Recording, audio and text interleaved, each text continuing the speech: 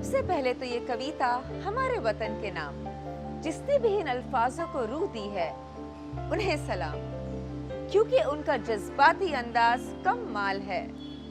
सरहदों पे बर्फ है पर जज्बात करम है, सरहदों पे बर्फ है पर जज्बात करम है। कश्मीर के हर कोने में तिरंगे का रंग है।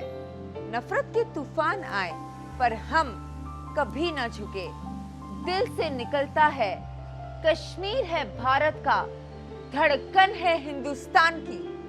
अब गुलशन गुलफाम की तरफ कदम बढ़ाते हैं।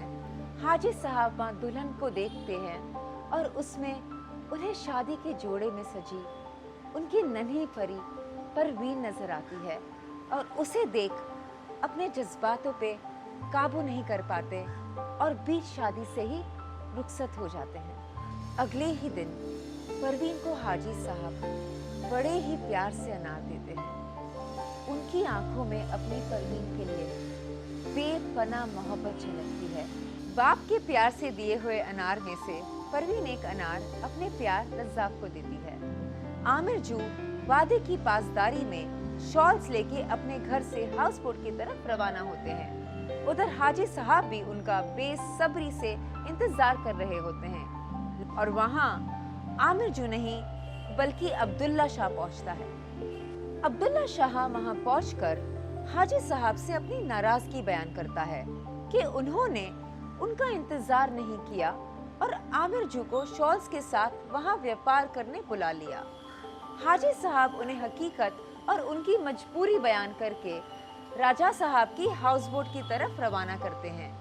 अब्दुल्ला शाह जो पेशे से शॉल्स का एक बहुत बड़ा दलाल है, राजा साहब जैसे शिकार को बिना निचोड़े छोड़ दे, ये मुमकिन ही नहीं। उसके राजा साहब की हाउस बोट से बाहर आते ही उनसे इस काम का कमीशन मांगते हैं।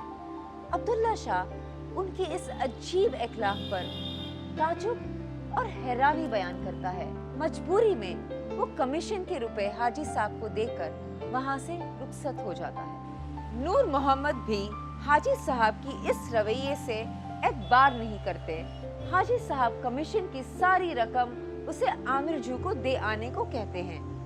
उनका अल्लाह गवाह है कि ये रकम आमिर जू की बेटी के ब्याह में बहुत काम आएगी। हर गुरुवार रात 9 बजे बिल्कुल देखना ना भूलें गुलशन गुलफाम।